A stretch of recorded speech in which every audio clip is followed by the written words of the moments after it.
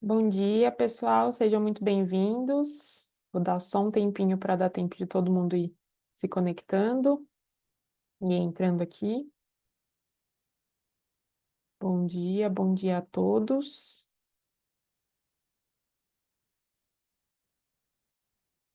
Só mais uns minutinhos que ainda tem uns convidados entrando. Maravilha. Bom, pessoal, olá, muito bom dia, sejam muito bem-vindos, muito bem-vindas. Meu nome é Lorena Alonso, eu sou executiva aqui de relacionamentos da Câmara Brasil-Alemanha e é um enorme prazer estar com vocês aqui nessa quarta-feira de manhã, no dia 6 de novembro de 2024. E aqui, em nome da Câmara, eu gostaria muito de agradecer já aqui de antemão a parceria com a nossa empresa associada, a MidSeed, e por esse evento aqui realizado em conjunto, né? Esse webinar aqui que a gente está trazendo para vocês com um tema que eu acho aqui bem em alta para, enfim, tanto agora para o final desse ano como para o que vai seguir aí para o ano que vem também.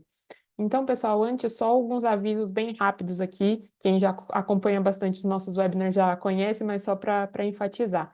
Então, o nosso webinar ele será gravado, né? E em seguida vai ser disponibilizado também no nosso canal do YouTube, né? Então, a gente também encaminha ali no pós-evento para vocês terem acesso, compartilhar também internamente ali nas empresas, né? Então, já estamos aqui gravando, depois a gente faz essa compartilhamento com vocês. E nós teremos também aqui, pessoal, hoje dois blocos de apresentação, né? Então, fiquem à vontade para fazerem as perguntas, né? A gente tem várias opções aqui, seja pelo nosso chat aberto, a gente tem também esse botãozinho aqui no rodapé da janela do Zoom, né? Que é de Q&A, né? De fazer as perguntas, a gente consegue tanto responder escrito, quanto os nossos palestrantes conseguem responder ali também durante as apresentações. E também tem sempre a opção de levantar a mão e também ligar o áudio, né, pessoal? Então, tá tudo liberado para vocês também conseguirem fazer a pergunta ali usando o áudio, então podem escolher a melhor forma que vocês preferirem, né? Então a gente vai começar primeiro ali essa apresentação aqui inicial, né? Vamos ter uma breve pausa, e aí, mas podem sempre ir mandando aqui no chat, que eu vou ficar de olho aqui e também passo para os nossos palestrantes, tá? Então, a forma que vocês gostarem mais aqui, e a gente vai ficar muito feliz com a participação de vocês. E só antes de passar aqui a palavra para os nossos palestrantes, que hoje são a Rosane e o Vitor, eu gostaria de apresentar também os responsáveis aqui pelo nosso Departamento de Inovação e Sustentabilidade, que é o meu colega Fernando, e ele apresentará para vocês aqui algumas iniciativas do departamento, né? Então, vou fazer essa abertura para a gente também. Então, Fê, passo para você e muito obrigado mais uma vez por participar aqui com a gente. Obrigado, Lorena. Bom, quero começar dando bom dia a todos e todas, agradecendo a presença de todos para esse workshop. Como a Lorena disse, meu nome é Fernando, sou coordenador de inovação e sustentabilidade na Câmara Brasil-Alemanha. Departamento aqui, um departamento relativamente novo, né? Quando a gente pega a história da Câmara, a Câmara aí já 108 anos de existência, o departamento de inovação e sustentabilidade tem 12.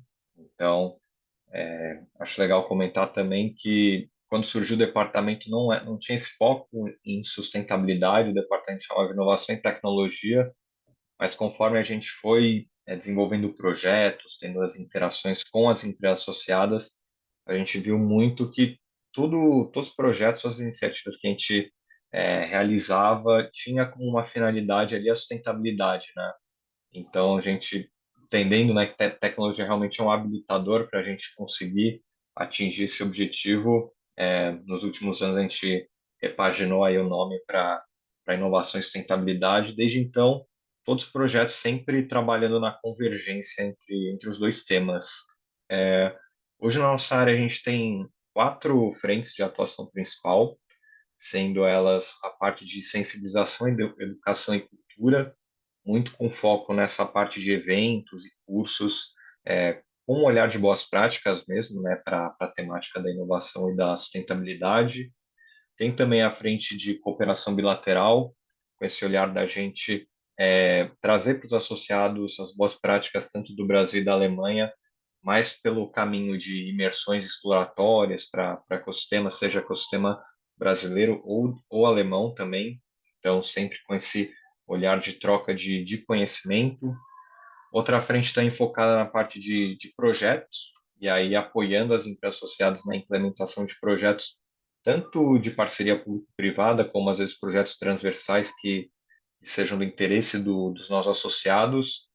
E, por fim, a frente de inovação aberta, que é algo que a gente já trabalha há bastante tempo aqui na Câmara, com esse olhar de conectar as empresas associadas com o ecossistema de inovação de startups, tanto do Brasil como da Alemanha, aí por meio de matchmakings e programas de aceleração, e que inclusive a gente já teve até a oportunidade de trabalhar com a MidSeed lá atrás, dentro dessa frente, no programa Startups Connected, onde a MidSeed, por meio da Energy Brain, foi a startup vencedora de um desafio da GIZ, que tinha como foco era eficiência energética em edificações. Então, aí, realmente, assim, trabalho que já vem há bastante tempo com a MidSeed, então aproveito também para cumprimentar por estar fazendo esse evento aqui junto com a Câmara, né, em parceria, e acho que, por fim, é desejar um ótimo evento a todos. Vejo que tem várias frentes a serem exploradas nesse workshop que a Mitseed vai poder realmente explorar muito bem junto com vocês. A gente já tem acompanhado essa questão da eficiência energética, né? E com um olhar para a descarbonização, então acho que são ferramentas fundamentais para aumentar a competitividade, né? Das empresas, e é algo que tem sido cada vez mais demandado. Possibilidade da gente também aproveitar isso para transformar os desafios temáticos, né, que a gente enfrenta por meio de tecnologia, de conhecimento, aí, de soluções inovadoras sustentáveis. E por fim, né, acho que salientar essa questão da ecoeficiência não apenas como um compromisso ambiental, mas como um fator aí realmente para a gente buscar otimizar custos, recursos dentro das empresas. Vejo bons caminhos assim a serem explorados dentro da temática do workshop. Então, desejar a vocês uma ótima manhã aí, que seja muito produtivo. Agradecer também, Lorena, pela oportunidade, e a Mitseed aí pela parceria de sempre. Obrigado, Fê. A gente que agradece mais uma vez. E, gente, antes só de eu passar para os nossos palestrantes, um último aviso para quem entrou com aquele nosso link geral de participante, queria só pedir para vocês ali mudarem o nome de vocês, né? Só colocarem ali nome, empresa, ou nome e sobrenome, só para a gente ter esse controle também de quem está aqui com a gente, tá bom? Então, acho que eram todos esses avisos. Então, já queria agradecer mais uma vez por todos que puderam estar conosco aqui nessa quarta-feira de manhã. E passo a palavra agora para os nossos palestrantes. Bem-vindo, pessoal. Pessoal, Rosane e Vitor, é com vocês. Maravilha. Obrigada, Lorena. Obrigada, Fernando, também, pela excelente introdução. Vou compartilhar aqui minha tela, né, e podemos começar. Hoje nós preparamos um conteúdo muito bom, né, para vocês verem na prática o que pode ser feito, o que a gente chama de trilha de ecoeficiência, né, enfim. Estamos aqui, agradeço também pelo convite, né, é uma honra estar aqui participando desse webinar, junto com a HK, né, uma parceria, né, já de bastante tempo. Enfim, e vamos aqui começar então o nosso conteúdo. Aqui começando apresentando a empresa, né? A gente trabalha na Mitseed, fazendo transformação de desafios climáticos em soluções. Espero que vocês estejam vendo a minha tela, né? E estejam me ouvindo bem. Qualquer coisa, vocês podem mencionar no chat também. Meu nome é Rosane Fukuoka, sou diretora técnica da Mitseed. Tenho formação em arquitetura, experiência também com certificações sustentáveis, tenho Master em Energias Renováveis, pós-graduação em docência no ensino superior e também MBA em gestão empresarial. E estou aqui também hoje com o Vitor Luz, que é o líder da parte de diagnóstico. Pode se apresentar rapidamente, Vitor, por favor? Claro, claro. Obrigado, Rosane. Bom, primeiro queria agradecer a participação de todos e todas. Também é uma honra estar aqui falando nesse workshop hoje. Que nem a Rosane comentou, meu nome é Vitor, eu sou líder da área de desempenho energético predial e industrial aqui dentro da Mitseed. Sou engenheiro mecânico de formação, também tenho especialidade em desenvolvimento de softwares, né, como o Energy Brain, que a Lorena e o Fernando comentaram um pouquinho, e também em sistemas solares fotovoltaicos. Então, prazer conhecer todos vocês. Rosane, passo a palavra de volta. Ok, maravilha. Então, apresentando um pouco da Mitseed, né? A Mitseed é uma empresa que trabalha com inovação, expertise técnica, e nós trabalhamos em networking, né, em redes em vários países. A Mitseed nasceu justamente dessa necessidade de uma transformação radical no nosso setor de energia, no nosso setor de construção civil. E, basicamente, somos uma empresa de consultoria, pesquisa e inovação com foco na área de energia, carbono, construção civil, indústria, focando sempre na questão da sustentabilidade. Bom, em relação à empresa, nós somos uma empresa global, de pesquisa, consultoria, treinamentos e soluções em mudanças climáticas, com esse foco em transição energética e eficiência energética. Temos uma equipe multidisciplinar, estamos presentes no Canadá e também no Brasil, e temos feito estudos em mais de 30 países nos últimos 10 anos, praticamente. Também somos uma empresa B certificada, signatária do Pacto Global da ONU e integrante também do Programa Brasileiro de GHG Protocol, entre outras premiações que recebemos. Bom, em termos de atuação internacional, nós temos várias entidades, né, que temos trabalhado nos últimos anos. Então, nós temos trabalhado com cidades, com diferentes municípios através do C40, temos trabalhado em projetos em diferentes países com bancos, né, o Banco Interamericano, né, de Desenvolvimento, também com agências de cooperação internacional, a GIZ, né, por exemplo, a Agência de Cooperação Alemã. A Agência Internacional de Energia, através deles, nós temos atuado em mais de 100 países, estudos em mais de 100 países no mundo, e também temos projetos com a Embaixada Britânica e outras entidades internacionais, como o International Finance Corporation. Aqui um pouco dos nossos pilares, né? O que a Midseed trabalha, o que a Midseed atua. Nós temos 4 pilares fortes, né? O primeiro pilar é a parte de consultoria, na qual a gente trabalha com otimização para clientes privados, né? Vem da questão de otimização energética, uso de combustíveis, a questão de pegada de carbono, descarbonização em edificações e no setor também de indústria.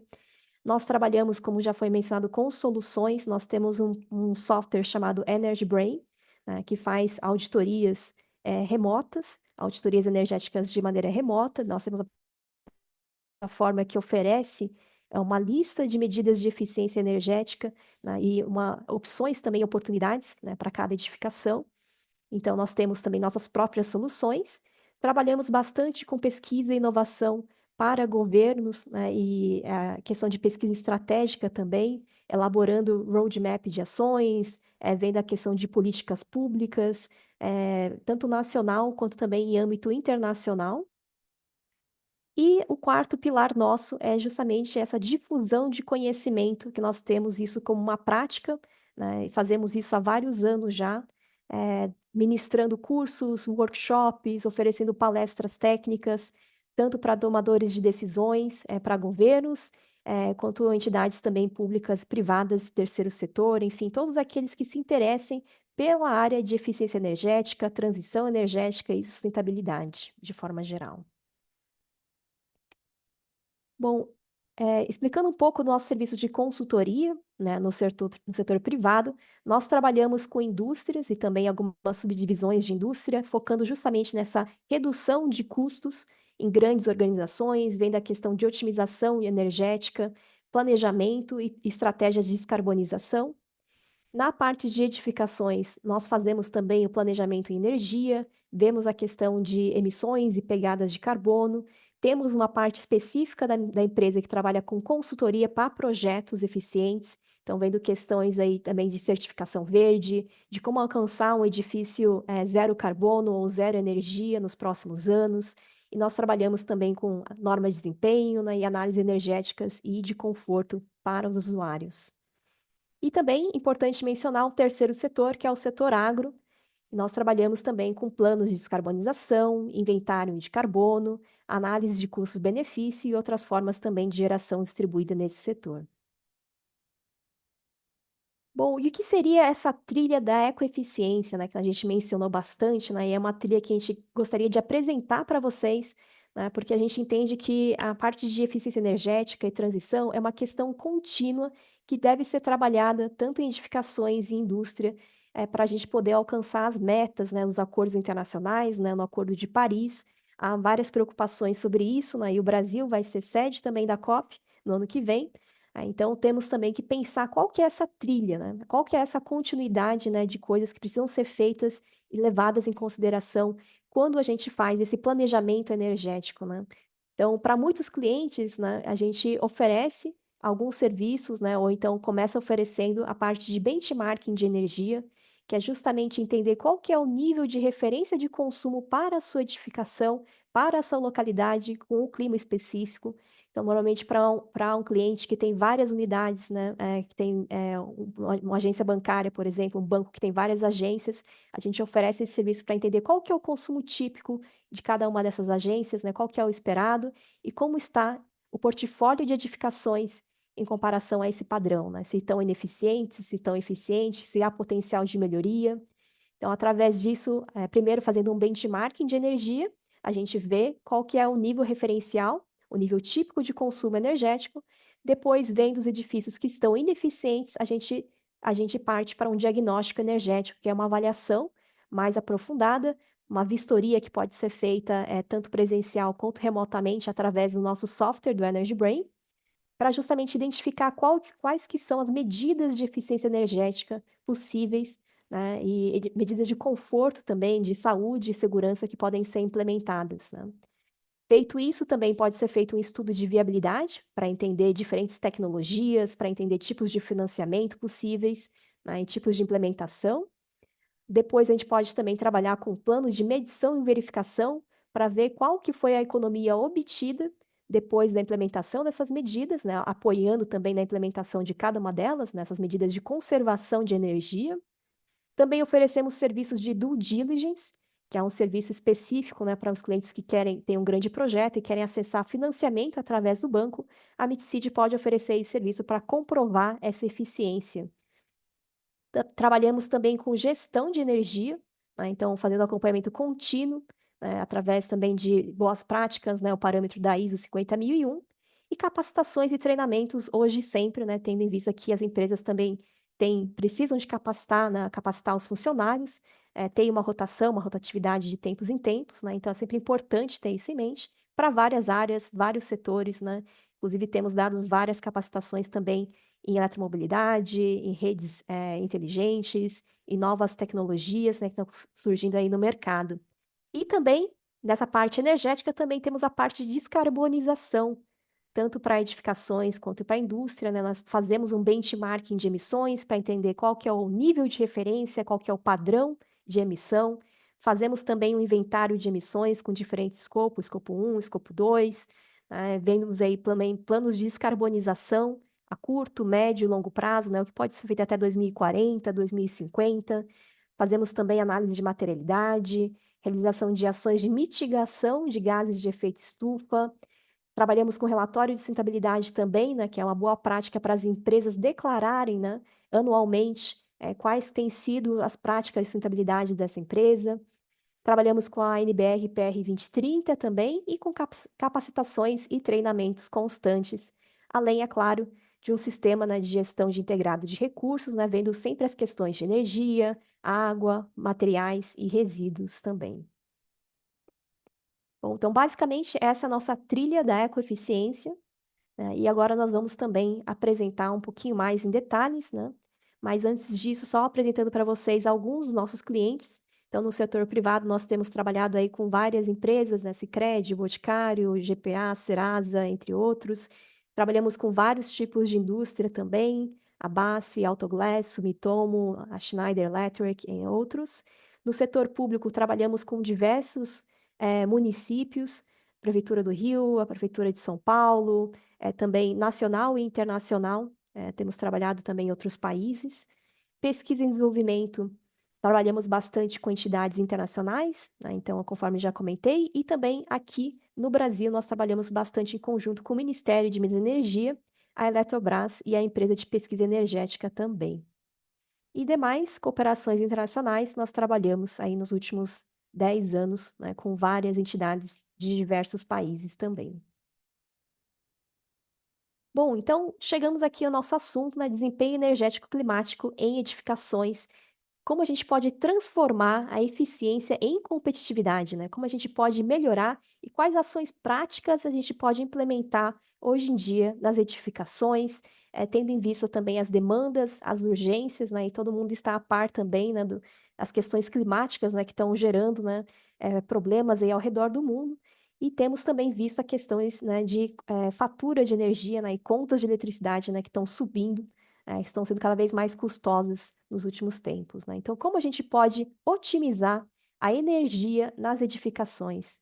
Então, trazendo só um pouco de dados, né, de contextualização para vocês, né, lembrando aqui, né, trazendo dados do balanço energético nacional, né, nós temos aí que o Brasil ainda é um país, né, com bastante geração por energias renováveis, né, então nós temos aí 58%, né, em 2023 tivemos aí de geração na parte de hidráulica, né, das hidrelétricas, temos também uma participação significativa, né, de biomassa eólica, né, e solar, né, também que tem aumentado nos últimos anos, né, então uma oferta de recursos interessantes, né, que nós temos aí de geração de energia no país. Na questão de consumo energético, né, consumo de energia de forma geral, nós temos visto, claro, que o setor de transportes e indústria, né, são os maiores setores, né, consumidores energéticos, porém, quando a gente percebe a questão de residência e serviços, nós vemos que esses dois setores, né, que a parte de edificações, chegam aí a mais de 15% do consumo total de energia no país, né, o que é bastante representativo. E quando a gente vai olhar também para a questão de matriz elétrica, né, na parte de eletricidade, nós vemos que a representatividade do setor de edificações, somando o residencial, edificações residenciais, edificações públicas e edificações comerciais, chegam aí em 50% do consumo total de eletricidade no país, segundo dados do balanço energético da EPE, né? Então, aqui vocês podem ver também, né, o nosso gráfico, né, que tem aqui uma representatividade clara do setor industrial, bastante presente, mas o setor residencial, comercial e público, né, fica aí com metade do total de eletricidade consumida no país, né, o que é bastante significativo, um dos motivos pelo qual nós precisamos focar e entender quais são as oportunidades possíveis de melhoria e otimização energética nesse setor, né? Trazendo aqui outros dados para vocês da evolução da participação energética na demanda residencial, né, especificamente, nós temos aqui que ao longo dos anos, né, vocês podem perceber, teve um aumento do consumo de eletricidade em função de vários fatores, né, mas nós temos visto a eletrificação, temos visto também a entrada de ar-condicionado nas residências, né, que hoje é um sonho de consumo, né, dos brasileiros, muito tendo visto também as questões climáticas que estão acontecendo, né, tem a questão de participação também de uso, né, de lenha, de gás liquefeito de petróleo, principalmente na cozinha, né, para cocção de alimentos, e também outras fontes energéticas que estão sendo utilizadas, por exemplo, a energia solar térmica que está entrando na parte residencial, também está sendo considerada aqui nesses gráficos. Com relação à demanda residencial, nós temos visto aí, ao longo dos últimos anos também, né, essa parte que existe bastante, né, do uso energético é utilizado para a cocção de alimentos, então a parte de fogão, principalmente, né, cocção, a conservação de alimentos, nossos refrigeradores, nas geladeiras, questão de aquecimento de água também, aqui no Brasil utilizamos bastante chuveiros elétricos, entre outros, né, equipamentos elétricos, entretenimento e comunicação, iluminação e também a parte de lavanderia. Bom, e na parte do setor comercial, né? Segundo dados do Atlas de Eficiência Energética, da EPE, de 2023, né, nós temos visto aí um aumento do consumo de eletricidade nos últimos anos. Vocês podem ver aqui a sequência desde 2006 até 2022. Também dá para perceber essa queda nos anos de pandemia, né? Então, 2020 e 2021, né, teve essa queda em função da Covid, mas temos aí também acompanhado uma retomada do setor, assim como a retomada do crescimento do PIB da construção civil nos últimos anos, né? Uma retomada da economia de forma geral também, né? E o que é a eficiência energética em si, né?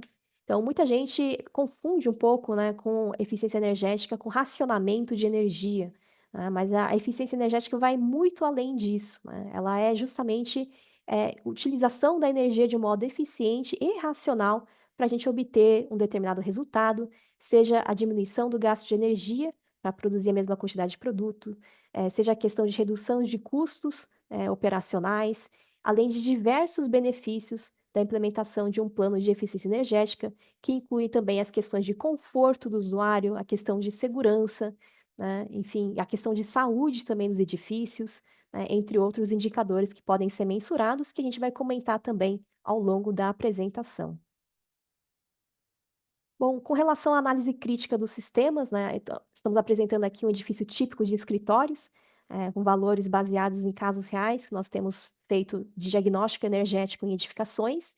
Então, aqui vocês podem perceber que o ar-condicionado normalmente representa uma quantia significativa, né, um percentil significativo comparado com outros sistemas, né. Então, aqui nós temos que o ar-condicionado representa de 40%, né, até 50%, 60% do consumo elétrico de um edifício corporativo, seguido aí por cargas especiais, por exemplo, data centers, né, que possuem, ou então a parte de iluminação, bastante significativo, cargas de tomada, equipamentos elétricos e outros também.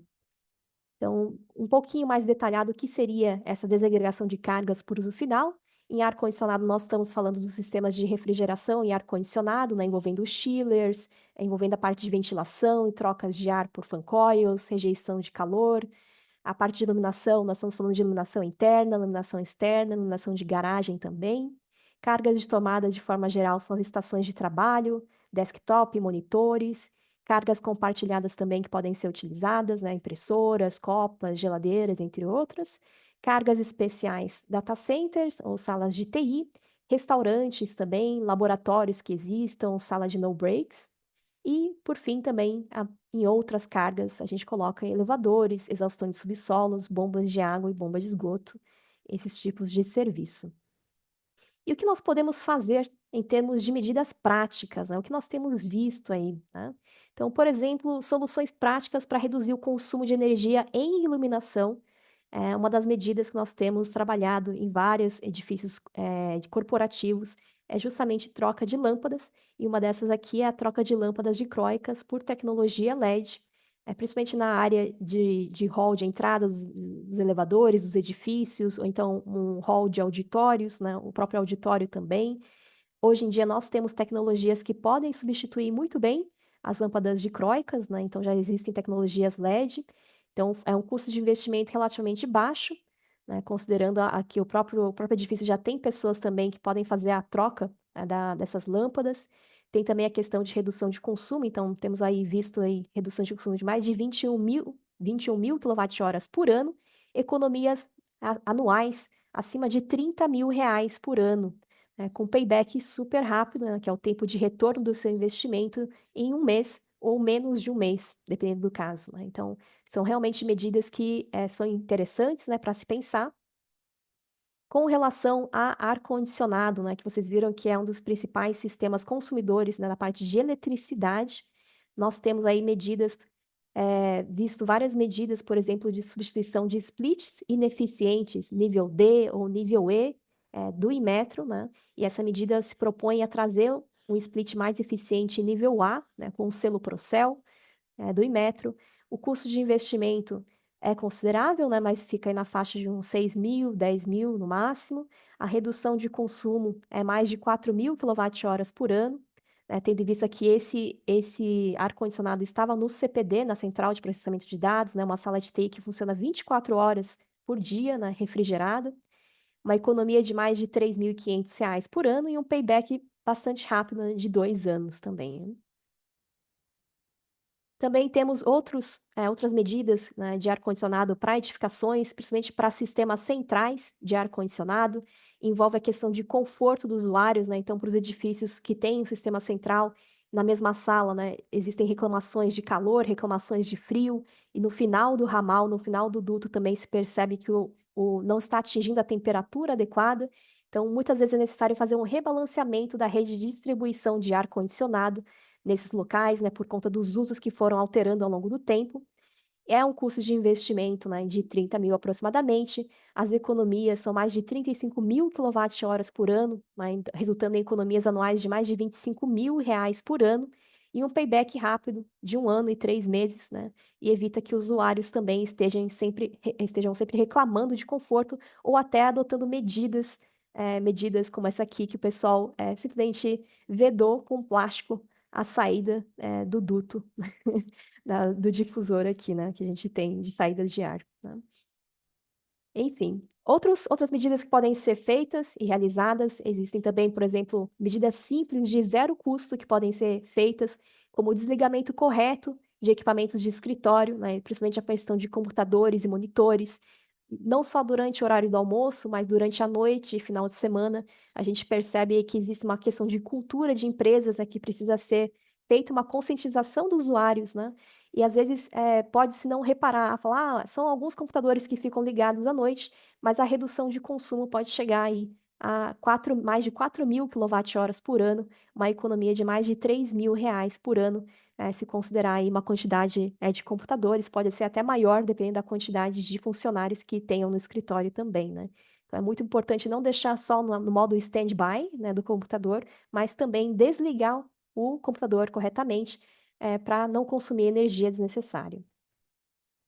Outras medidas práticas que podem ser tomadas, né, é a questão de análise de contratação de energia, né, e para isso nós temos aí trabalhado fazendo consultoria para os nossos clientes, vendo qual que é a melhor contratação de energia, seja na parte de mercado cativo ou mercado livre, né, e também a parte de questões de diferentes tipos de contratação, ouro sazonal azul, verde, tarifa branca, né, ou alguns outros também.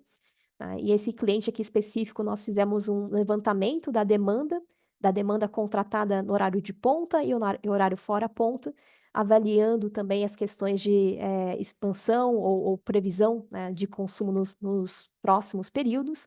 Nós vimos aí que tinha uma oportunidade gigante de economia através de recontratação da demanda, né, fazendo um ajuste, uma redução da demanda contratada na ponta, nos horários de ponta e fora ponta, com um custo de investimento zero, praticamente, uma solicitação que se faz à concessionária de energia, que pode resultar numa economia anual de mais de R$ 80.000 por ano, né? Então, super significativo e muito importante a gente mencionar.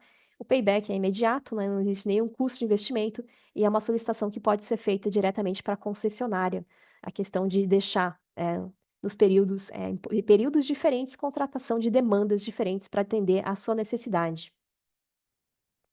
Bom, por fim, nós trazemos também aqui alguns cases, né, que nós temos em relação a benchmarking de energia.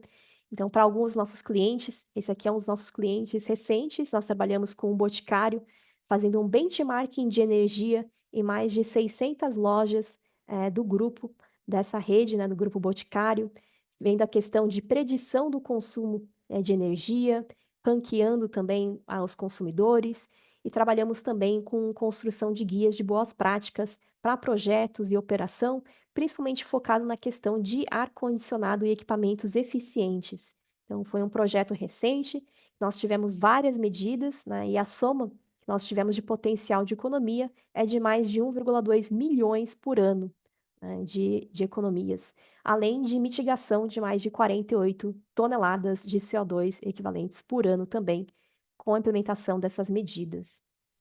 Então, esse aqui é um dos cases. Nós também trabalhamos com agências bancárias, benchmarkings para agências do Sicredi, né? Então, realizamos diagnósticos energéticos presenciais, remotos, utilizamos o nosso software do Energy Brain e, a partir disso, também elaboramos um guia de eficiência energética para entender também questões de CAPEX e OPEX, investimentos. Foram mais de 2.000 unidades avaliadas dessas cooperativas. Aqui a gente até apresenta um gráfico para vocês, né? Nós avaliamos dessas 2.000 unidades qual seria o nível típico de consumo esperado para uma agência do Sicredi, qual que seria o nível eficiente, qual que seria o nível eficiente. Então, nós trabalhamos para entender para cada cliente nas regiões. Isso aqui é um Sicredi a nível nacional, que foi feito o estudo. Então, tivemos aí várias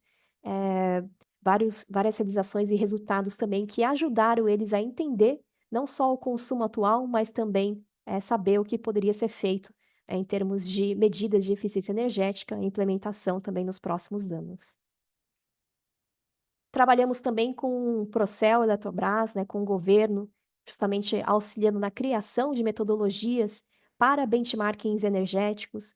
Então, um dos resultados vocês podem acompanhar também no site do CBCS, no Conselho Brasileiro de Construção Sustentável. Então, nós fizemos aí diagnósticos e trabalhamos com equações e dados para poder calcular qual que é o desempenho energético típico de edifícios de escritório corporativo no Brasil. Então, vocês vão ver que para cada localidade, para cada edificação, existe um parâmetro de nível típico, eficiente e ineficiente também. Outros cases que nós estamos apresentando para vocês da parte de predial, né, diagnósticos energéticos e planos de descarbonização, né, que nós temos visto aí uma demanda recente, né, o interesse também em descarbonizar os edifícios nos próximos anos. Então, não só entender, fazendo um diagnóstico energético dos parâmetros atuais, mas entender qual que é o potencial que nós temos de descarbonizar essas edificações para deixar um zero carbono, um net zero para 2040, 2050, né? Então, no caso desse cliente específico do Serasa, nós fizemos um diagnóstico energético em 4 unidades, um data center, 3 escritórios administrativos, justamente para identificar essas medidas prioritárias com os melhores custo-benefício e também entender um pouco mais de quais medidas poderiam ser tomadas, né, a curto, médio e longo prazo e foram aí obtidos resultados, né, de redução de consumo de energia em mais de 500 mil kWh por ano, representando aí também uma redução de emissões em mais de 70 toneladas de CO2 equivalentes por ano. Além, é claro, de desenvolver um benchmark de energético específico para essa corporação, né? Então, aqui a gente apresenta também alguns dados. Bom, passando também para outro cliente nosso, nós trabalhamos com o centro de distribuição, né, a parte de logística. Então, nós realizamos diagnósticos, 2 diagnósticos remotos para edifícios de diferentes cidades, né, no Rio de Janeiro, em Manaus, utilizando também o software do Energy Brain. E fizemos também uma visita presencial em alguns dos terminais.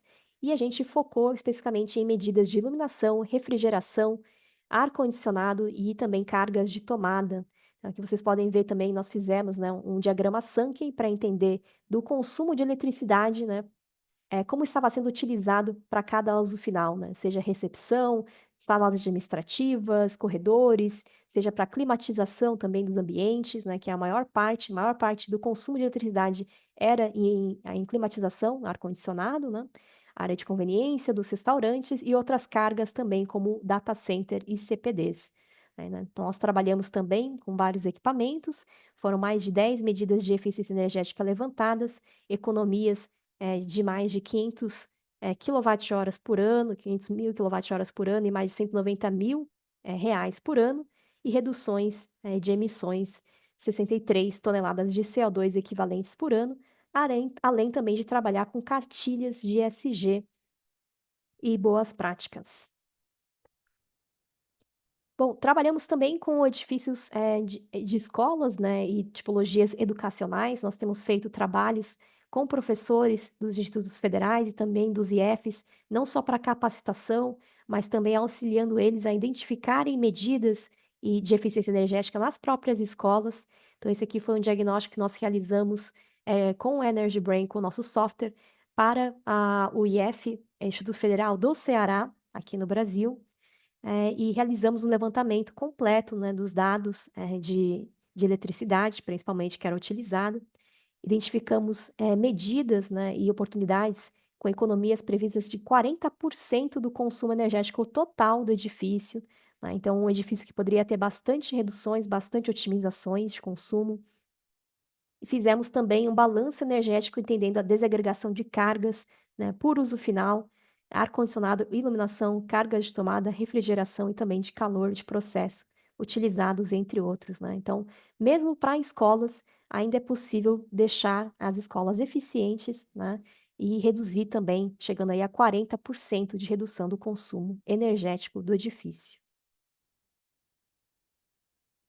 Outro case que nós trazemos também é a questão de hospitais saudáveis. Então, nós temos trabalhado também junto com o programa Hospitais Saudáveis, junto com o Instituto Clima e Sociedade, na questão de eficientização dos sistemas de climatização e refrigeração.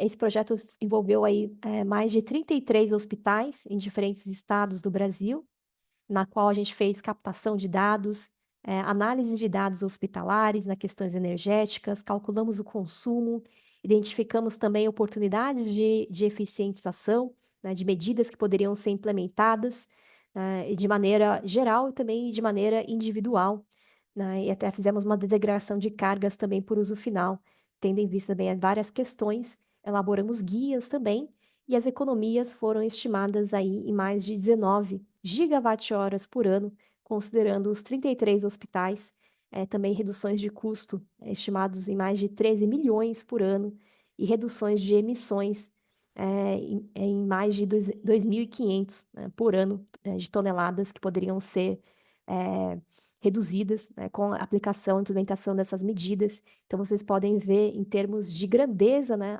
a possibilidade que nós temos no setor de edificações para trabalhar com eficiência energética, descarbonização, é muito grande. Nós temos aí um mercado, né, de edifícios existentes que precisam ser reformados, né, que precisam ter substituição de equipamentos antigos, principalmente da parte de climatização e ar-condicionado, né. Então, nós temos trabalhado extensivamente com vários clientes, né? E se vocês também tiverem interesse e quiserem saber mais, também podem entrar em contato conosco, né, para entender, no seu caso específico, como nós podemos auxiliar.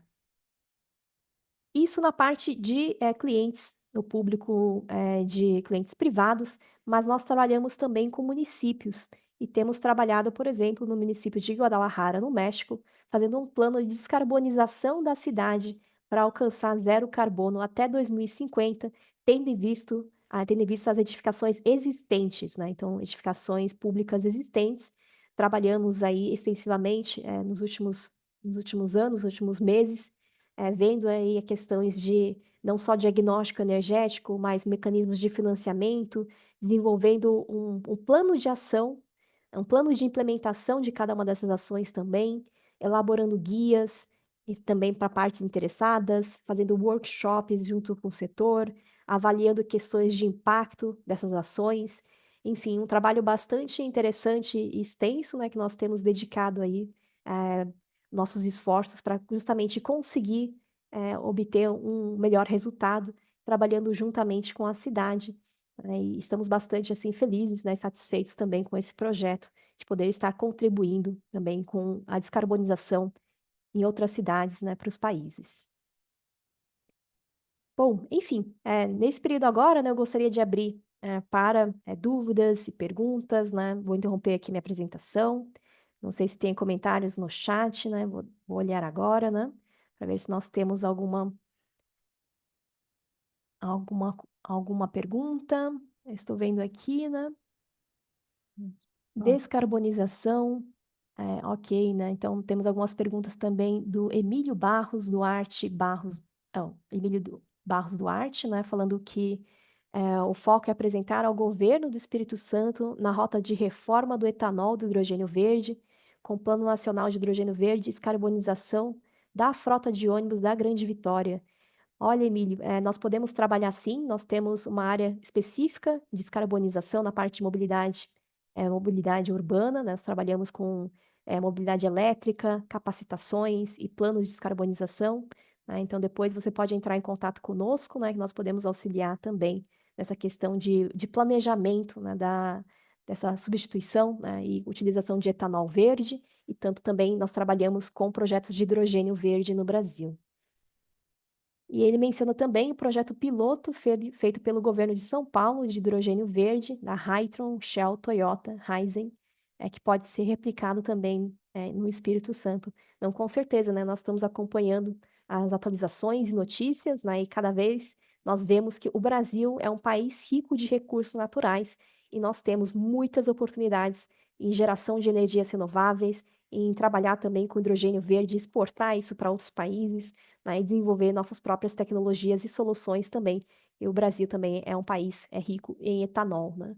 Mas vou deixar aqui a nossa conversa, depois nós temos aí também, posso deixar os contatos, né? E sem mais delongas também passo a palavra aí para o Vitor, que vai fazer a segunda parte do nosso webinar. Vitor. Obrigada, Rosane. Antes só de passar a palavra para o Vitor, gente, eu só queria reforçar 2 pontos, né? Quem quiser também fazer aqui as perguntas usando o microfone, né? A única coisa que vocês só precisam fazer aqui no nosso rodapé é levantar a mão, né? Como os microfones estão todos fechados, podem levantar a mão que eu consigo liberar aqui o microfone para vocês falarem, tá bom? E caso alguém não esteja conseguindo usar o nosso chat também, essas perguntas que a Rosane leu para nós estão nesse botãozinho aqui de Q&A, né? Então podem mandar por aqui, que a gente também fica de olho também agora para a apresentação do Vitor. A gente pode ir tanto respondendo aqui escrita, como também depois ali ao final das apresentações a gente responde ao vivo, tá bom? Então agora sim, Vitor, fica à vontade. Perfeito, Lorena, muito obrigado. Vou compartilhar aqui minha tela.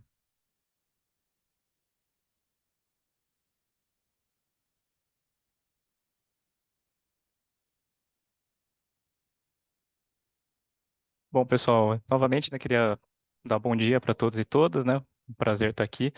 Dando continuidade ao nosso workshop de hoje, eu vou falar um pouquinho sobre a descarbonização, principalmente voltado para o setor industrial. Então, a Rosane, na primeira parte, ela falou bastante da parte de edificações, que realmente são setores que têm um grande potencial. A gente viu ali que na matriz energética elétrica, o setor residencial, comercial, ele tem mais de 50% na participação, mas a indústria, como eu vou mostrar nos próximos slides, ela tem um impacto muito considerável na matriz energética do Brasil como um todo, principalmente quando a gente olha para outros combustíveis além da eletricidade, e que tem um impacto direto na nossa matriz de emissões atual do Brasil.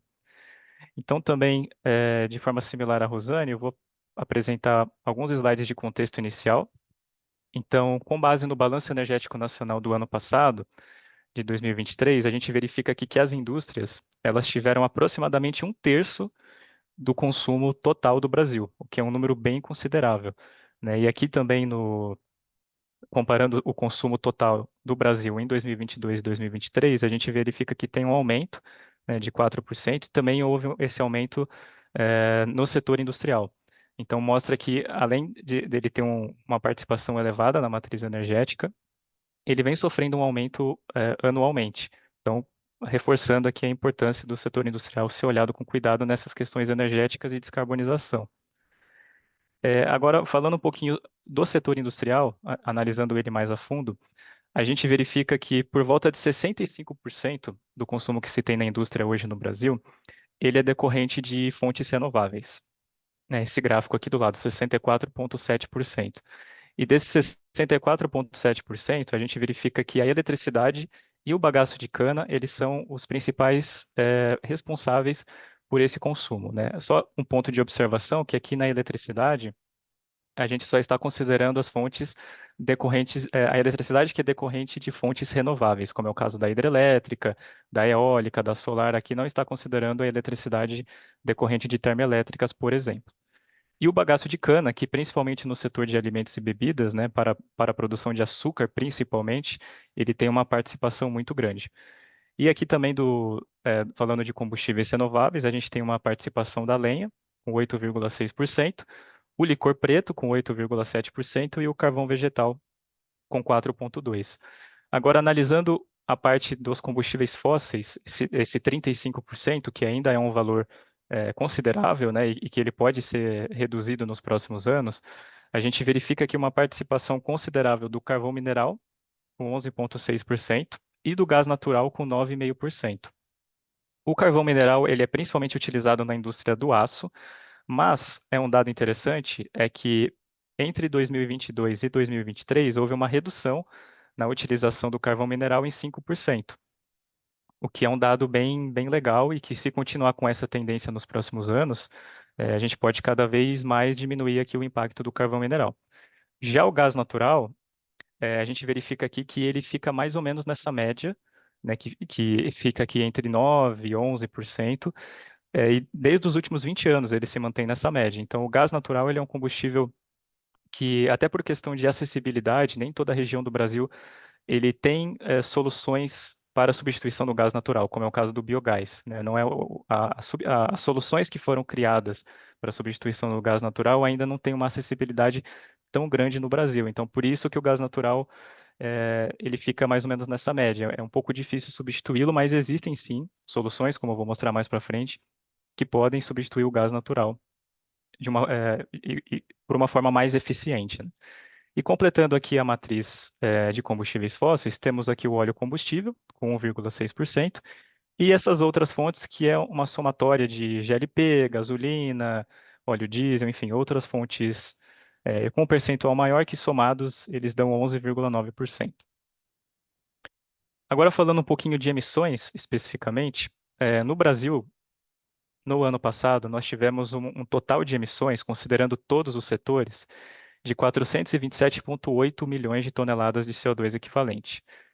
Ou seja, teve um aumento de quase 1% comparado a 2022. A indústria, analisando apenas o setor industrial, a gente verifica que ela teve um impacto de 73,9%. Isso aqui equivale a mais ou menos 20%. Então, hoje a indústria ela é responsável por 20% das emissões que temos no Brasil, o que também é um valor considerável que tem um grande potencial para ser explorado em termos de redução. Aqui comparando também, ainda analisando o Brasil, o cenário do Brasil como um todo, a gente verifica que o óleo diesel ele é o principal responsável pelas emissões, principalmente pelo setor de transporte, né? Então, nesse slide aqui, a gente verifica que o setor de transporte ele é o principal responsável pelas emissões, e o óleo diesel é um dos principais combustíveis que ele é consumido no setor de transporte, assim como a gasolina. Mas aqui, por exemplo, comparando com o etanol no Brasil ele é tão utilizado quanto a gasolina, na verdade acho que até mais, se a gente for fazer uma comparação. E o etanol, ele, em termos de emissões, ele emite aqui mais ou menos a metade da gasolina. Então, isso mostra como que é importante a gente começar a migrar cada vez mais para combustíveis que têm um fator de emissões menor, que às vezes consumindo mais esse combustível, a gente consegue emitir muito menos. Um exemplo aqui é o bagaço de cana também, que a gente viu naquele gráfico, que para o setor da indústria ele era por volta de 20%, e ele tem uma quantidade de emissões muito pequena, né, se a gente for comparar com gás natural, por exemplo. Aqui também apresentando de uma outra forma, né, uma forma um pouquinho mais visual, a gente verifica também que o óleo diesel realmente ele é o grande vilão aqui, se a gente for analisar em termos de emissões para o Brasil como um todo, né, com 37%. E aqui a gente analisa apenas a indústria, né? Então, hoje na indústria, a gente verifica aqui que a eletricidade e o gás natural têm um impacto considerável. Hoje a nossa matriz elétrica, ela já é bastante renovável, então o nosso fator de emissões de eletricidade, ele não é tão alto se a gente for comparar com outros países, mas o consumo de eletricidade dentro da indústria é muito alto. Então, mesmo com um fator de emissões baixo, ele ainda tem um impacto considerável nas emissões. Por isso que é importante verificar ações de eficiência energética, como a Rosane mostrou, justamente para reduzir o consumo de eletricidade também. E o gás natural, a gente verifica aqui que ele realmente tem um impacto muito grande nas emissões, principalmente devido ao seu fator de emissões. E eu acho que uma comparação legal a se fazer é com a lenha. Naquele gráfico que eu apresentei antes da participação de cada combustível no consumo de energia da indústria, a gente verifica que o gás natural ali está por volta de 9%, 9 e poucos por cento de participação no consumo. A lenha, 8,6, 8,7. Ou seja, é praticamente o mesmo consumo de gás natural e lenha dentro da indústria, mas a lenha ela emite muito menos, né? Aqui a lenha emitiu 609 toneladas de CO2, aqui em casa de milhões, né? 609 milhões toneladas de CO2. Já o gás natural, 20.094 milhões de toneladas. Muito mais, com basicamente o mesmo consumo, né? Mostrando a diferença realmente do impacto que cada combustível tem em termos de emissões a cada megawatt-hora de energia consumida.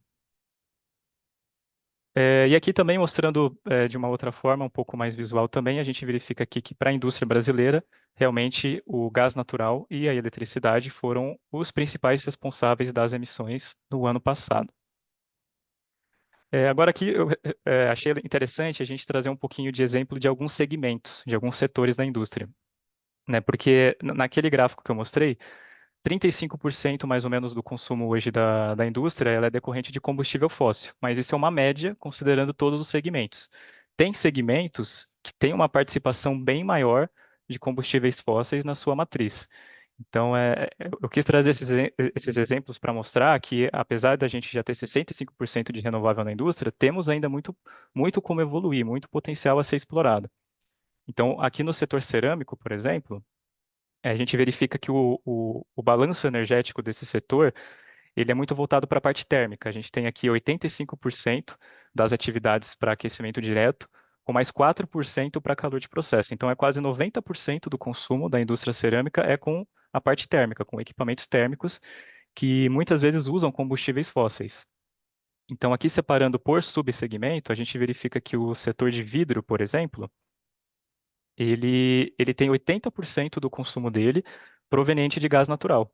Já a cerâmica branca, é 55% de gás natural e 35% de carvão vapor. Ou seja, se a gente somar esses dois, a gente chega a 90%, um pouco mais até de 90% da matriz energética da cerâmica branca com combustível fóssil, né? Então, bem acima daquele 35% que eu tinha mostrado nos slides anteriores. Então, alguns segmentos ainda eles precisam evoluir bastante nessa questão da descarbonização.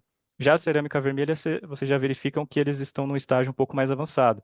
Se utiliza bastante lenha, cavaco, até pelos tipos de processo que se tem nessas indústrias. Falando um pouquinho também do setor de alimentos e bebidas, se a gente for analisar o setor de alimentos e bebidas como um todo, a gente verifica que o bagaço de cana ele tem um impacto bem considerável, 74% na matriz. Mas um ponto importante é que o bagaço de cana é uma particularidade das usinas de fabricação de açúcar, né, que é o que a gente pode ver aqui nessa última linha. Então, no setor sucroalcooleiro, que no Brasil é muito forte, é um dos maiores do mundo, realmente o bagaço de cana ele tem um impacto aqui considerável, de mais de 90%. Mas se a gente for analisar outros setores, a gente vai ver que a história é um pouco diferente. No caso da produção de arroz, por exemplo, a gente vê aqui que o gás natural, ele impacta o gás natural e o GLP, né? Eles impactam juntos aqui mais de 50%. A mesma coisa no setor de bebidas. Na verdade, aqui está quase 100% da matriz com gás natural e GLP, que são os dois verdinhos aqui.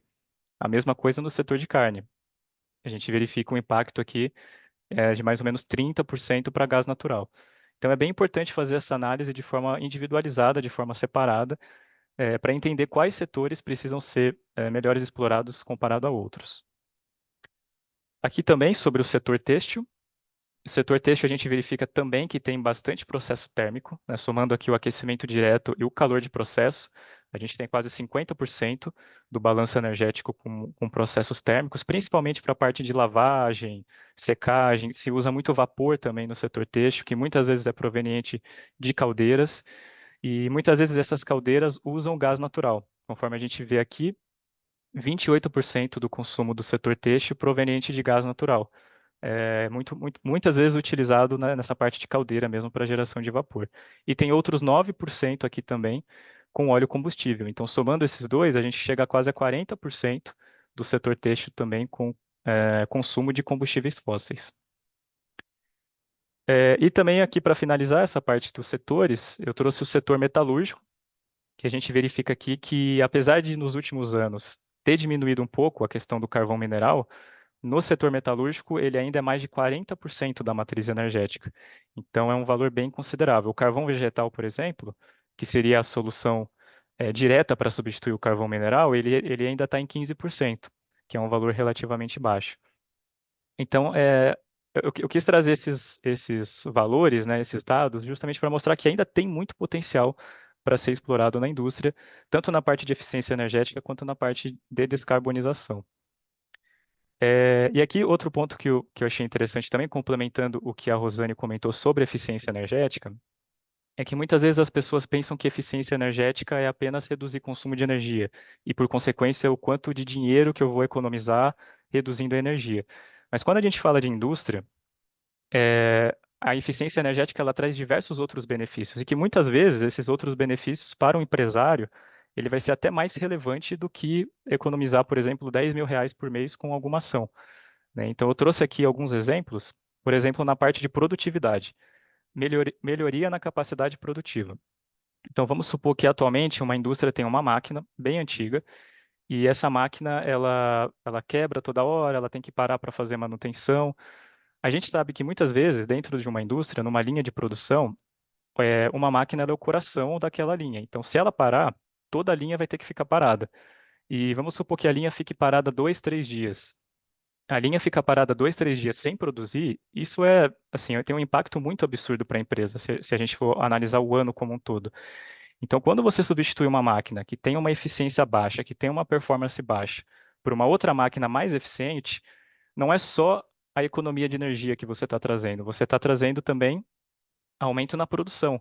Então, você vai conseguir produzir uma peça em menos tempo, né? Aqui também, na parte de operação e manutenção, você vai reduzir a necessidade de manutenção. Você vai ter que parar menos a sua linha para fazer a manutenção daquela máquina. Então, você diminui as horas gastas em manutenção. Outro ponto também é a parte de ambiente de trabalho. Muitas vezes, uma máquina antiga, ela tem um nível de ruído muito elevado, né? E esse nível de ruído, muitas vezes, ele pode ser prejudicial para o operador da máquina. E aí, quando você troca a máquina por uma mais eficiente, ela vai ter um ruído mais baixo, que, por consequência, vai trazer uma segurança maior para o operador daquela máquina. E o legal é que cada um desses benefícios, eles podem ser medidos, né? Eles têm indicadores que eles podem ser mensurados, e tudo isso daqui, na verdade, esses benefícios, esses indicadores, eles estão diretamente relacionados com a melhoria contínua e a ISO 50001, que até a Rosane apresentou lá na nossa trilha de ecoeficiência.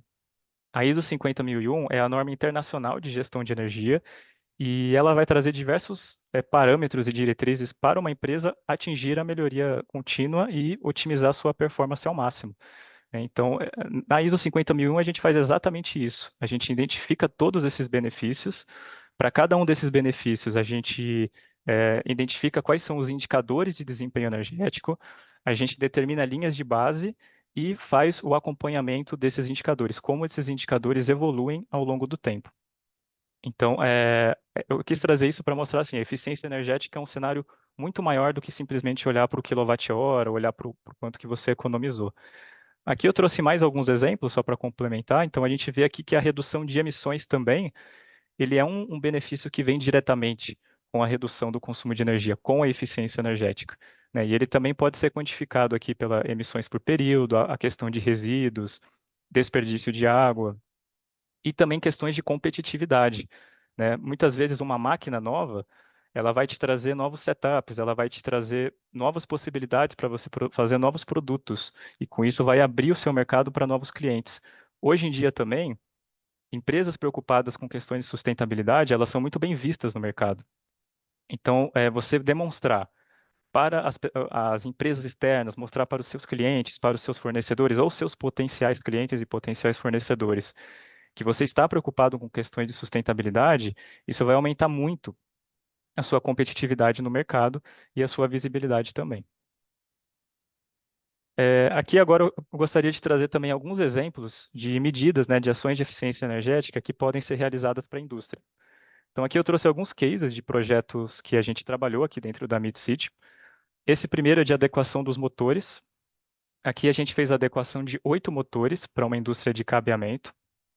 Quando a gente fala de adequação de motores, a gente tem um cenário muito vasto, né? Então ele pode ir desde você pegar o motor atual, que é um motor que vai ter um rendimento baixo, dependendo da idade, né, e dependendo da quantidade de rebobinamentos que foram feitos, e você comparar com um motor novo, ele vai ter um rendimento muito maior. Então, só fazendo essa troca, você vai conseguir uma economia de energia muito maior pela questão do rendimento.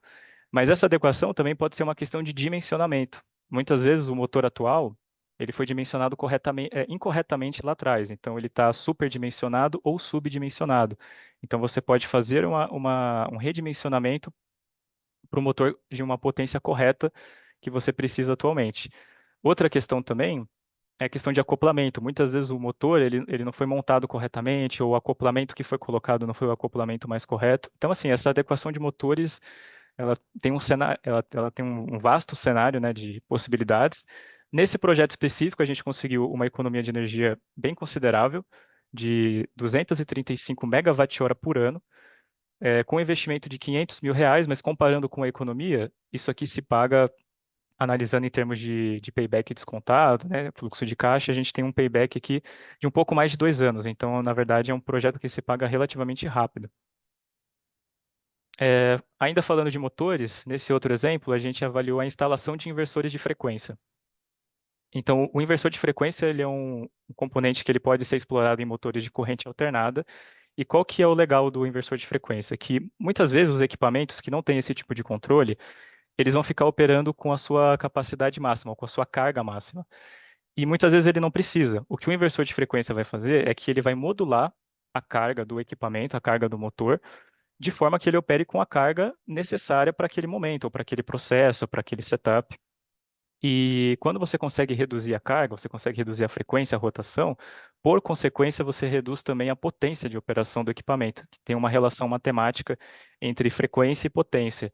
E quando você reduz a potência, por consequência, você reduz o consumo de energia. Então, são projetos bem interessantes.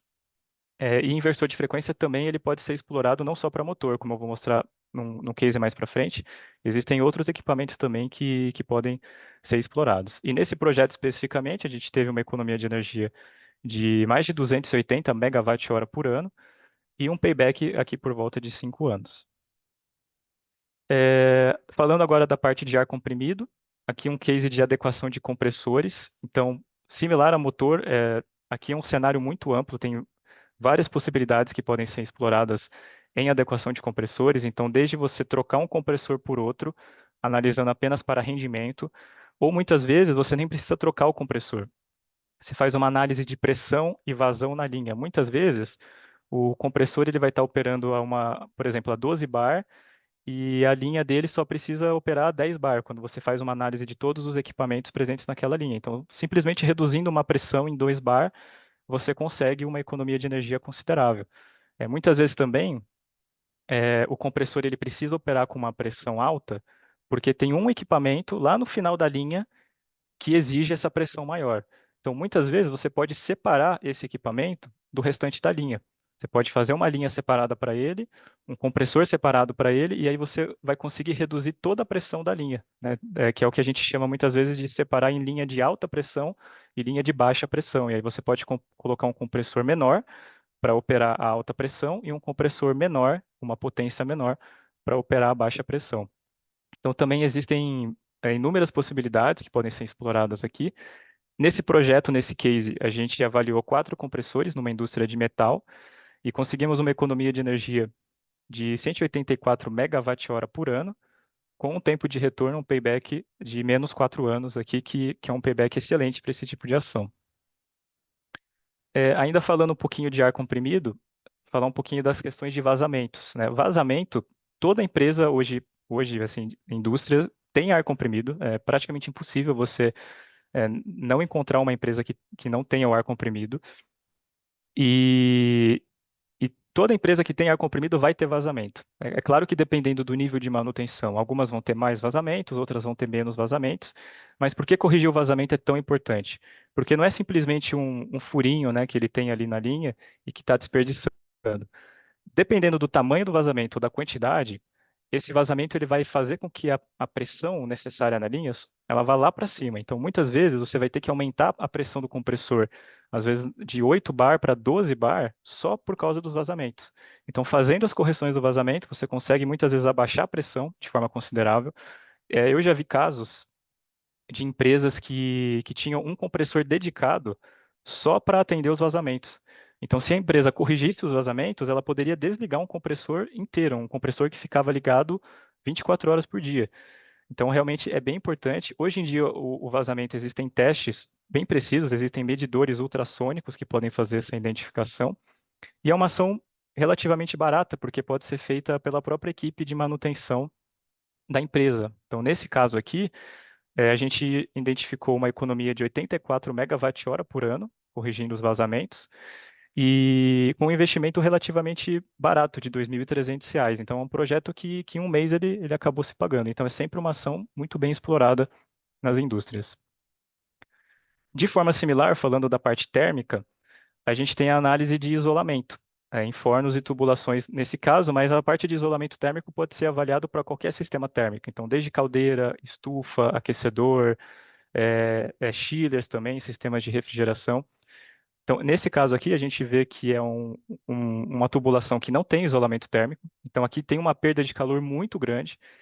E essa perda de calor vai exigir que o equipamento que produz o calor opere com uma capacidade maior, com uma carga maior.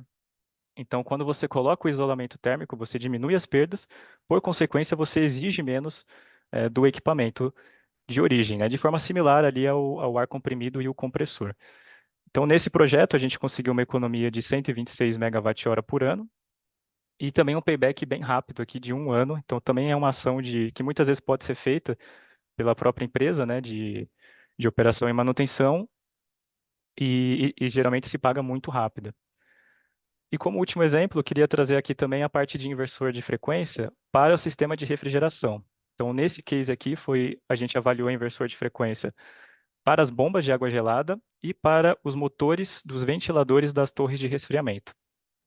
Então, de forma similar ao motor, né, o inversor de frequência ele vai controlar a carga de uma forma mais otimizada, de forma que você consiga reduzir a potência de operação do equipamento e, por consequência, do consumo. Então, nesse caso, a gente conseguiu uma economia de 37 megawatt-hora por ano e um payback de 3 anos e meio, que é um payback muito bom também para esse tipo de ação.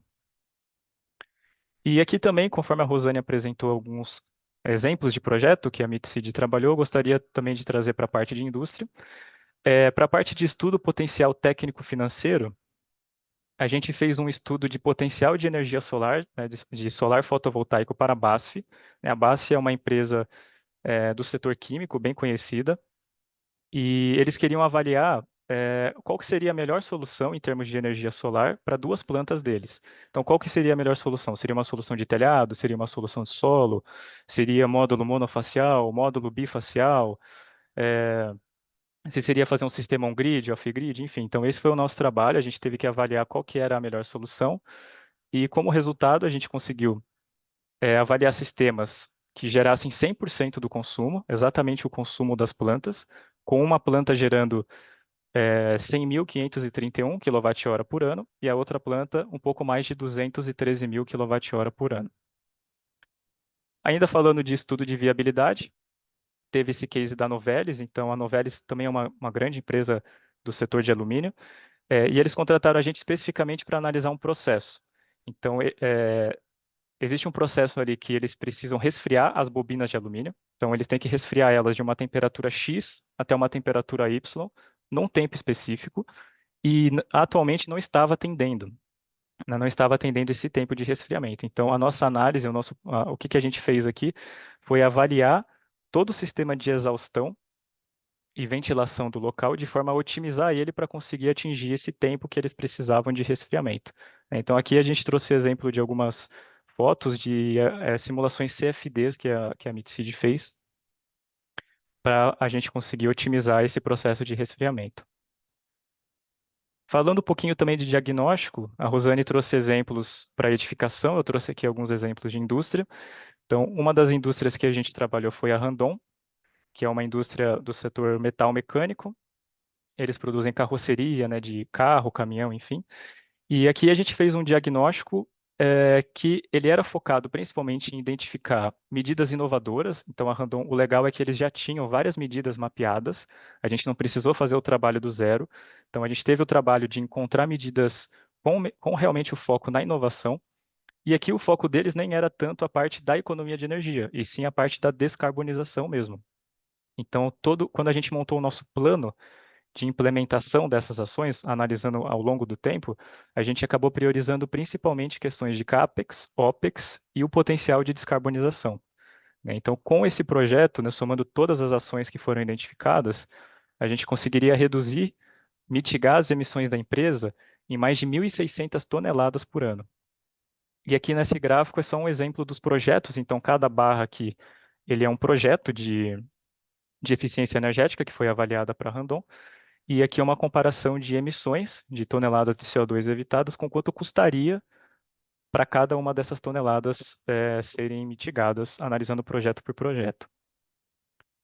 Outro diagnóstico que a gente trabalhou foi a Altec. A Altec é uma indústria do setor alimentício, especificamente para produzir ração de animais. E esse foi um projeto que a gente fez em parceria com a Schneider Electric também, então um projeto bem interessante. E aqui a gente acabou fazendo um diagnóstico mais padrão, onde a gente teve que analisar todas as cargas que consumiam energia dentro da empresa, fazer a separação desse consumo por uso significativo, então mostrar, olha, o consumo de refrigeração é tantos por cento, o consumo de forno é tantos por cento, de caldeira, de iluminação, e a partir disso a gente conseguiu identificar as oportunidades, as medidas de eficiência energética. Então, no total, para esse caso, nós identificamos 31 possibilidades, E somando a economia de energia, a gente conseguiria reduzir 78 mil megawatt-hora por ano, que é um número bem considerável também. E aqui também, como case, a Zaraplast, que é uma indústria do setor plástico. Então, similar ao Altec, a gente acabou analisando todas as cargas que consumiam energia. Então, lá principalmente tinha muitas extrusoras, sistema de refrigeração também, a parte de CAG era bem presente. E o nosso foco foi analisar todas as cargas, fazer o balanço energético, mostrar o impacto de cada carga no consumo de energia e, por consequência, também encontrar as possibilidades. Então, aqui a gente conseguiria reduzir o consumo de energia em 4.614.000 kWh por ano e, pensando em emissões, quase 700 toneladas evitadas por ano, sendo a maioria delas no escopo 2 e 107 toneladas no escopo 1. Trazendo aqui um pouquinho a parte de gestão da implementação, MV e treinamento. Então, esse foi um projeto bacana, que a gente conseguiu englobar vários serviços dentro de um mesmo projeto.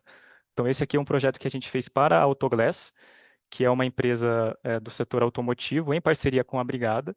Então, aqui foi um projeto que a gente apoiou na implementação do retrofit de iluminação. Então, todo o retrofit de duas unidades, duas unidades tiveram um retrofit completo do setor de iluminação.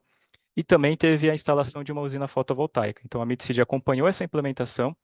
Nós fizemos a medição e verificação, seguindo o protocolo internacional de medição e verificação, onde a gente identificou para a troca de lâmpada uma economia de 16,8 megawatt-hora por ano. Então, o legal é que essa economia não é uma economia estimada, já é uma economia registrada, que a gente realmente registrou por meio de medição. E também teve um treinamento, onde a gente acabou ensinando ali para as pessoas do local sobre questões de boas práticas de manutenção e operação de sistemas fotovoltaicos. E aqui, para finalizar, queria trazer também dois cases da parte mais de descarbonização, de inventário e plano.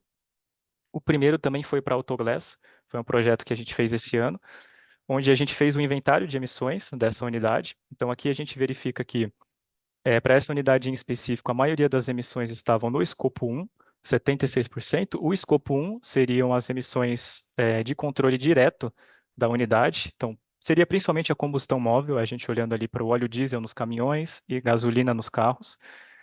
E aqui a gente fez o plano de descarbonização.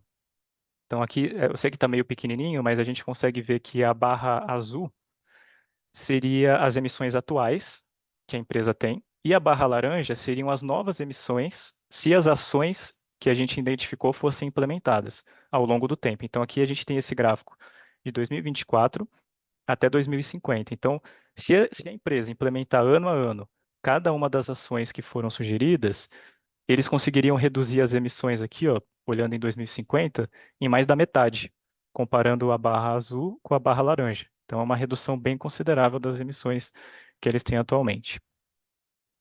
E por último, também, esse case aqui da Sumitomo. A Sumitomo é uma empresa é uma indústria de produção de pneus. E aqui também a gente fez um diagnóstico energético, mas ele foi um diagnóstico muito focado na parte de descarbonização também. Então, a gente acabou não olhando tanto para a economia de energia, e sim para a redução de emissões. E foi um projeto que ele teve também esse olhar muito voltado para a parte térmica, né? Então, aqui é um exemplo de uma das ações que a gente fez, para a parte de isolamento térmico também. E foram identificadas 15 medidas no total, e somando a redução de emissões dessas medidas, a gente conseguiria reduzir as emissões da Sumitomo em quase 20 mil toneladas de CO2 por ano. E da parte de cases, era isso que eu gostaria de trazer. A gente tem aqui alguns últimos slides sobre relação Brasil e Alemanha, que a gente achou interessante trazer, até porque a HK é a nossa parceira aqui, né? Então representa bem essa questão de união Brasil e Alemanha. Mas antes de começar, eu queria verificar questões de dúvidas, não sei se no chat tem alguma dúvida, né? Então eu também vou parar de compartilhar minha tela aqui.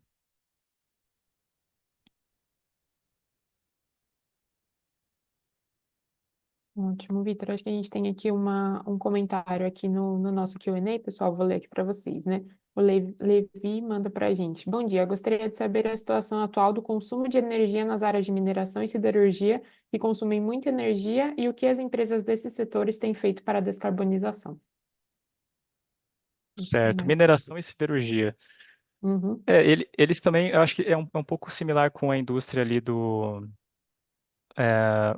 a indústria que usa bastante carvão, né, o setor metalúrgico. Então, tem ainda uma utilização bem grande de carvão mineral, que pode ser substituído, né, pelo carvão vegetal, inclusive. E, assim, com relação a ações que podem ser feitas, acho que principalmente para a parte térmica, bomba de calor, inclusive, é um dos slides que eu gostaria depois de mostrar, na parte ali do Brasil e Alemanha. A bomba de calor é uma solução principalmente para questões térmicas, tá? Ela vem sendo muito utilizada no resto do mundo, e a bomba de calor realmente ela é uma tecnologia bem interessante, porque você consegue substituir, por exemplo, caldeiras, fornos, equipamentos a gás natural, que muitas vezes não tem um substituto tão fácil, e a bomba de calor ela é elétrica, então ela já tem um fator de emissões mais baixo. E também muitas vezes a bomba de calor ela tem a capacidade de gerar frio. Então também você consegue economizar muitas vezes a parte do sistema de refrigeração. E também assim a indústria que ele colocou aqui, deixa eu só relembrar qual que era. A indústria da mineração e siderurgia também é uma indústria que tem bastante equipamento motriz. Então, tem muito motor, muito ar comprimido. Então, também é algo que pode ser explorado: troca de motores, inversor de frequência, troca de compressor, otimização da rede de ar comprimido, vazamentos, enfim. Acho que todas essas ações já estão sendo exploradas e também podem ser exploradas, né? Ótimo. Pessoal, que se alguém quiser agora também, nesse momento que o Vitor deixou para a gente levantar a mão para ligar o microfone, fiquem à vontade, tá? Eu libero aqui para vocês, ou também no chat, Q&A, fiquem à vontade. Vou abrir aqui para ver se... Hum,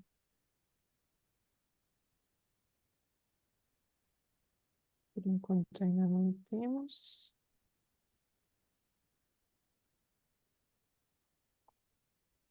Minutos.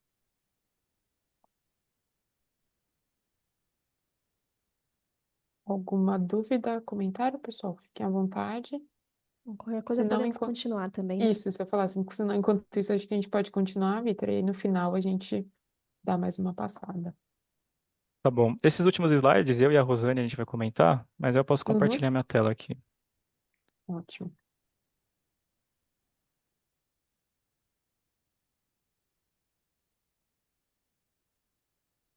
Deixa eu só compartilhar a tela correta também,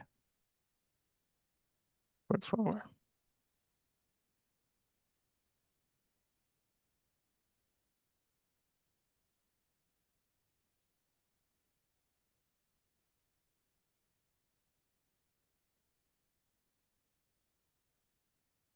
Então, Rosane, por favor, fique à vontade se quiser comentar dessa primeira slide.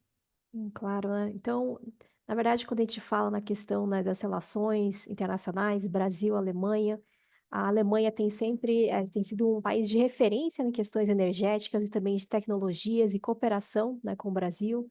Alguns dados, né, que a gente trouxe da Alemanha, né, que já é um país industrializado, né, que quer chegar à neutralidade climática até 2045. Eles também já têm feito várias ações, né, e planos, né, desativar as usinas nucleares no país, né, que foram até fechadas em 2023. Claro que existem hoje em dia questões geopolíticas também que estão acontecendo no cenário internacional, mas é um país que está sendo referência nessa questão energética, né, e de planos também. E eles tomaram a decisão de eliminar gradualmente a geração de energia a carvão até 2038, o que é uma das grandes medidas aí quando a gente fala em reduções de emissões, né? E também já tem, né, fazem estimativas e acompanhamento de redução de emissões de gases de efeito estufa em pelo menos 65% é a meta deles até 2030, em comparado com os níveis de 1990. As emissões já caíram quase 60% em termos de toneladas até 2030. E também, até 2030, também está previsto cair para pelo menos 438 milhões de toneladas. Fora isso, existem vários programas e investimentos que estão sendo realizados, como o Programa de Ação de Proteção Climática Natural, que está investindo 3,5 bilhões de euros nos anos de 2024 a 2027 para proteger e restaurar ecossistemas naturais, florestas, planícies e outras áreas também. Maravilha. Vou falar um pouquinho aqui sobre algumas tecnologias, né, algumas soluções eficientes que a gente que vem sendo implementadas na Alemanha. Então, a primeira aqui, sistemas de armazenamento com baterias, é algo que a gente vê cada vez mais comumente no mercado. Inclusive no Brasil, ele vem crescendo, e o legal é que esse sistema de armazenamento, ele também pode ser realizado em conjunto com outras soluções, como, por exemplo, sistemas fotovoltaicos, sistemas de geração eólica. É bacana que é um sistema que você pode fazer em conjunto, e ele é uma solução muito boa também, principalmente para essas questões climáticas que a gente está tendo, né? Que muitas vezes a rede da energia elétrica ela não consegue dar conta, então a bateria muitas vezes pode vir como essa solução, inclusive para substituir um gerador que muitas vezes consome óleo diesel e que tem um fator de emissões muito elevado. Aqui a parte de gestão e otimização de energia, que é a parte da ISO 50001, que eu comentei também um pouco anteriormente. Então, a melhoria contínua ela é algo sempre importante de se buscar dentro de uma indústria. E, e a questão de monitoramento e medição, né? Cada vez mais no que a gente chama de indústria 4.0, a gente vê essa questão de monitoramento de dados. Você fazendo monitoramento de dados, você vai conseguir informação suficiente para você tomar ações. Se você não tem essas informações, o controle dessas informações, você não consegue ter as tomadas de decisões corretas, né? Então, os sistemas de gestão, eles vão auxiliar muito nesse sentido, em medir e obter informações. Mobilidade elétrica também. Mobilidade elétrica é uma solução não só para a parte da indústria, mas ele também vai ser bem importante para a parte de transporte, que a gente viu ali nos slides anteriores, que o transporte ele é o grande vilão da parte das emissões, principalmente para a substituição ali de óleo diesel, gasolina, esses combustíveis que têm um fator de emissões bem elevado. E a bomba de calor industrial, que eu comentei um pouquinho na resposta do Levi, e eu resolvi até trazer esse trecho aqui que eu achei interessante, que na visão da Agência Internacional de Energia, as bombas de calor elas são reconhecidas como uma tecnologia crítica para a descarbonização. Justamente por isso, porque é uma tecnologia elétrica que ela consegue substituir caldeiras e fornos de praticamente qualquer tipo de combustível, gás natural, óleo combustível, e também ele ajuda a reduzir o consumo de refrigeração, conforme eu comentei, porque é uma tecnologia que atua tanto no lado do quente, na produção de calor, como também na produção de frio. Aqui também a gente gostaria de comentar um pouquinho sobre o programa Potencialize. Então, para quem não conhece o programa Potencialize, ele é um programa que ele vem sendo liderado e desenvolvido pela GIZ, né, a Cooperação Internacional Alemã, e é um projeto que a Midseed vem atuando junto com eles nos últimos 2 anos, que tem o objetivo principal de promover eficiência energética para pequenas e médias indústrias do estado de São Paulo, de qualquer setor, de qualquer segmento. E o que a gente vem atuando junto com o Potencialize, né? A gente apoia na realização dos diagnósticos energéticos, né? Então, o Potencialize tem uma parceria com o Senai, que realiza os diagnósticos, e nós também apoiamos na elaboração desses diagnósticos. Ajudamos também a elaborar uma ferramenta consolidada que faz os diagnósticos energéticos de forma automática, né? Até um pouco parecido com o Energy Brain, que é a ferramenta que a Midseed tem, só que por enquanto essa ferramenta está no Excel, mas a ideia é que ela seja desenvolvida para uma versão também online. Outra questão importante que a gente ajudou o Potencialize foi na busca de fornecedores. Então, eu até deixei o link aqui do site para quem quiser acessar. O Potencialize, no site deles, eles têm um catálogo com várias tecnologias eficientes que se encontram em indústrias, então, desde iluminação até bomba de calor. E é um catálogo bem completo, ele vem sendo alimentado de forma recorrente. E a gente apoiou na busca desses fornecedores e também na inserção de equipamentos. E nesse site, nesse catálogo, tem também uma calculadora simplificada. Então, uma calculadora bem simples, que com poucas informações, você já consegue ter uma noção de projetos de eficiência energética. Então, quanto eu economizaria trocando um motor por outro? Quanto eu economizaria trocando um forno por uma bomba de calor? Então, são cálculos simples, mas já dá uma estimativa inicial de economia de energia e de redução de emissões, inclusive para mostrar, muitas vezes, para um empresário que tem potencial e depois ele entrar mais a fundo com algum diagnóstico energético, por exemplo. Aqui, Maravilha. Rosane, você quer comentar um pouquinho do acordo? Sim, claro, né? Então, esse programa do Potencialize também surgiu em um momento bastante oportuno, que foi feito o Acordo Ambiental de São Paulo, que teve como objetivo, né, incentivar as empresas paulistas, associações, municípios a assumirem compromissos voluntários para reduzir as emissões de gases de efeito estufa, a fim de conter esse aquecimento E no dia 6 de junho de 2023, né, no ano passado, vários representantes, né, de empresas alemãs, e brasileiras firmaram esse compromisso. Inclusive a Mitsid esteve lá assinando o compromisso também voluntário junto com outras empresas reconhecidas do mercado, né? Então também temos esse compromisso, né, para fins aí das questões climáticas, né? Bacana. E aqui o último slide, a gente resolveu trazer um pouquinho de mecanismos de taxação de carbono, né? Porque aqui a gente falou muito de mitigação de carbono, mas cada vez mais a gente vem conversando sobre a valoração desse carbono, né? Então, quanto que uma tonelada de CO2 ela equivale em reais, né? E o mercado de carbono é algo que a gente já vê em outros países, né? Estados Unidos, até mesmo aqui na América do Sul tem países que já têm um mercado regulado de carbono em funcionamento. Aqui no Brasil, ele ainda ele está em fase de lei, então muito provavelmente esse ano não teremos, mas a ideia é que nos próximos anos, provavelmente até no ano que vem, a gente já tenha um mercado regulado de carbono em funcionamento.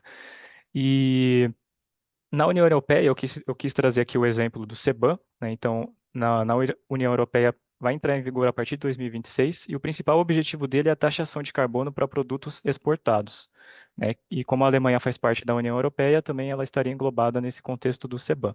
Mas o CBAM, apesar de entrar em vigor em 2026, desde o ano passado ele já está numa fase de transição. E aqui no Brasil, o que a gente tem hoje, já em funcionamento, é o programa RenovaBio.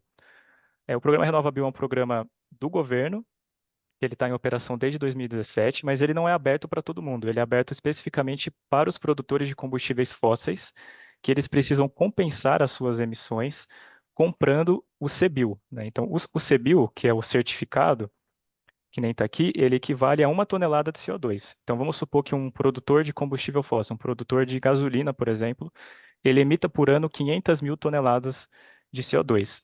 Para ele poder compensar essas emissões, ele teria que comprar 500 mil CBIOs, que são produzidos pelas produtoras de biocombustíveis.